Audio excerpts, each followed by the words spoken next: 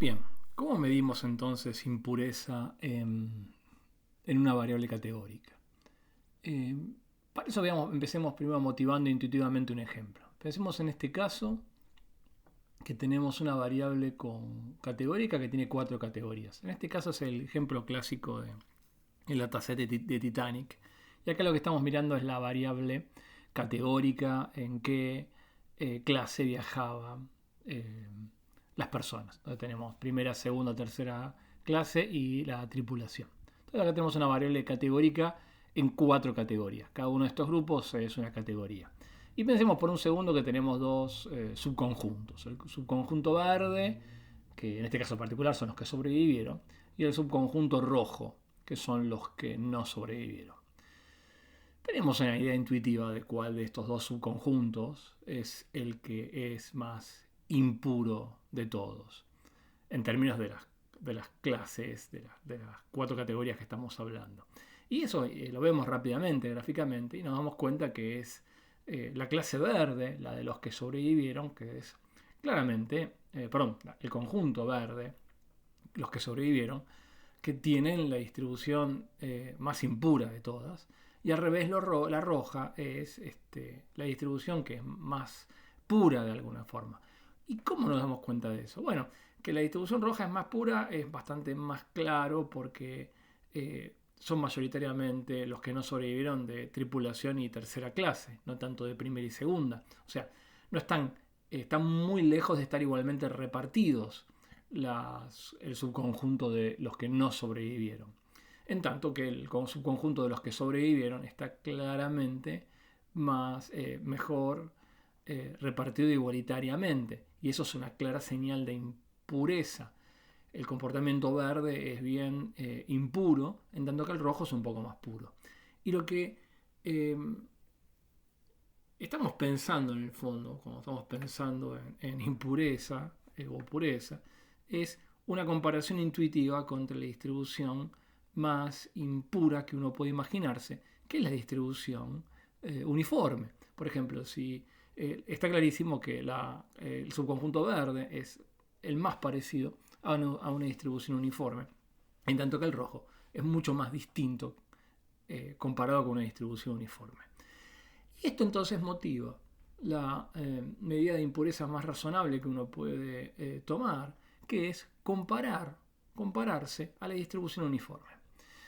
Para lo cual tenemos que tener una métrica, tenemos que tener una medida de comparación entre distribuciones, porque si vamos a definir a la impureza como o a la pureza como la distancia de una distribución a la distribución uniforme, tenemos que tener una forma de medir discrepancia entre distribuciones. Y esa necesidad de medir discrepancia entre distribuciones, quizá lo más eficiente que uno puede utilizar es la métrica de Kullback-Leibler para medir discrepancia entre distribuciones. Esta métrica, muy importante, define una discrepancia entre distribuciones, que en este caso vamos a llamar la distribución P y la distribución Q. Imaginemos que estas son dos distribuciones correspondientes a dos variables aleatorias, que para el análisis que vamos a hacer ahora lo vamos a pensar sin ninguna pérdida de generalidad, que son distribuciones discretas y finitas, pero es muy fácil de ampliar para distribuciones continuas. ¿Cómo se define la discrepancia de Kullback-Leibler? Que generalmente se la denota como D de discrepancia y KL de Kullback-Leibler, y en general se le pone entre paréntesis, se denotan las dos distribuciones separadas con esta doble barra, y es muy importante el orden, porque esta es una noción de discrepancia que es esencialmente asimétrica, y se define de la siguiente forma.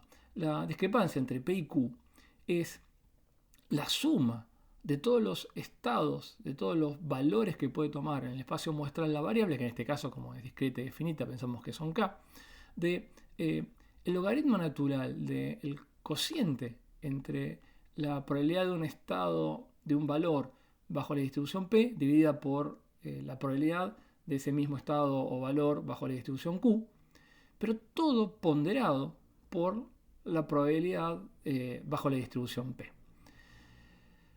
Que no es otra cosa, esta expresión, que medir la esperanza con respecto a P, porque estamos usando a P como ponderador, como medida de probabilidad, es la esperanza con respecto a P de el logaritmo del cociente de las dos distribuciones o la resta de los logaritmos de las distribuciones.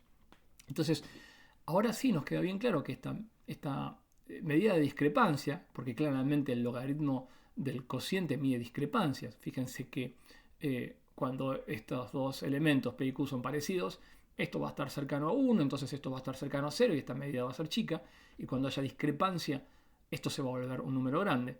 Pero lo que es importante es que esta noción de discrepancia no es simétrica. Está pesado con la probabilidad que corresponde, que proviene de la distribución P.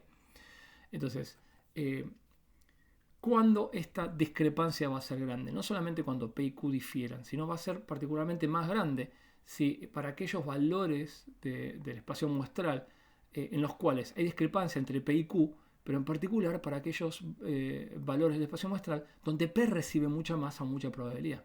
En ese sentido es que la discrepancia de Kullback-Leibler es interesante porque es una noción de diferencia entre las dos distribuciones, pero que tiene a una como de alguna forma privilegiada, que es contra la cual se mide si esa discrepancia me interesa darle mucho peso o darle poco peso. Entonces, esta noción de discrepancia entre distribuciones, nosotros ahora lo que vamos a hacer es pensar que vamos a tener una distribución P, que es la cuya pureza o impureza vamos a querer medir, y la otra distribución Q, vamos a tomarla como fija, y vamos a tomar justamente aquella distribución que represente el caso más impuro que se nos puede ocurrir. Y el caso más impuro que se nos puede ocurrir es un caso en el cual pensemos que Q es la distribución uniforme, que le da la misma probabilidad de ocurrencia a cada una de las K clases, de tal manera que cada una de las probabilidades puntuales se convierte en 1 sobre K. Entonces es bastante fácil hacer la cuantita y ver que si ahora definimos la discrepancia de Kullback-Leibler entre P y esta Q que es uniforme, y hacemos algunas cuentitas básicas, como por ejemplo, tomamos que reemplazamos la Q con 1 sobre K, vamos a ver que cuando terminamos de hacer la cuentita, lo que nos queda es que esta métrica, en el fondo, se convierte en algo muy sencillo, que es la suma de los logaritmos de P multiplicados por P, más una constante que solamente depende de la cantidad de categorías, que para nosotros va a ser constante. Piensen que a nosotros lo que nos va a interesar es buscar, poder medir, vamos a tener por ejemplo dos conjuntos alternativos de los cuales vamos a querer ver cuál es más puro, cuál es más impuro.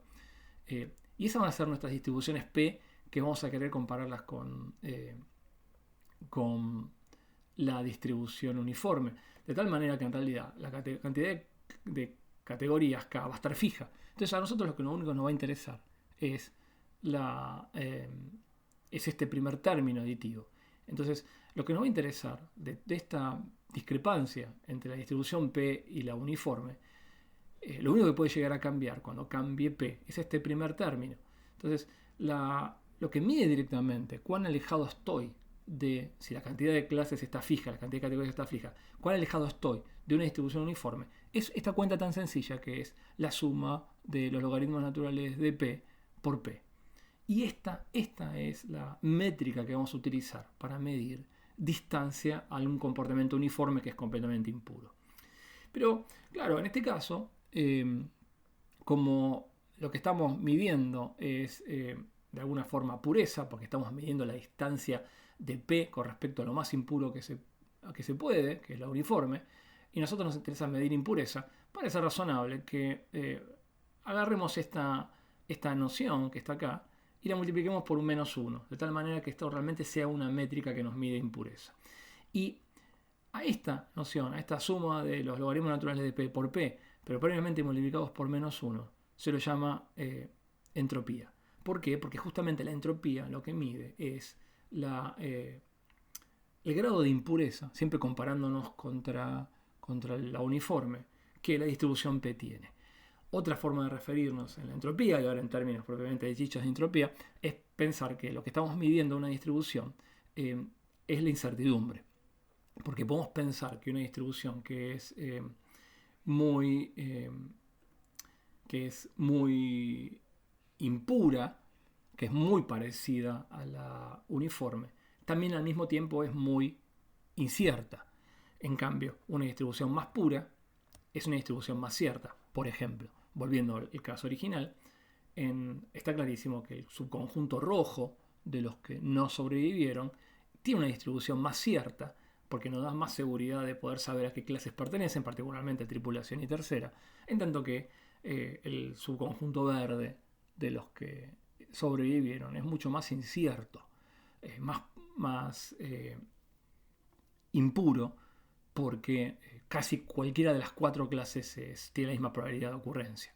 Entonces, con esto lo que estamos viendo es que ahora sí tenemos una medida bien justificada de medición de impureza o incertidumbre, que es esta noción de entropía, y que es muy sencilla de medir. Lo que vamos a tener que hacer ahora es hacer esta cuenta. Cuando tengamos un punto de corte potencial basado en una variable que nos determine 2 nodos, lo que en cada uno de esos nodos vamos a tener que medir es esta noción de entropía, y después ponderarlas, sumarlas y quedarnos con aquella variable punto de corte que nos dé el menor cantidad de entropía posible.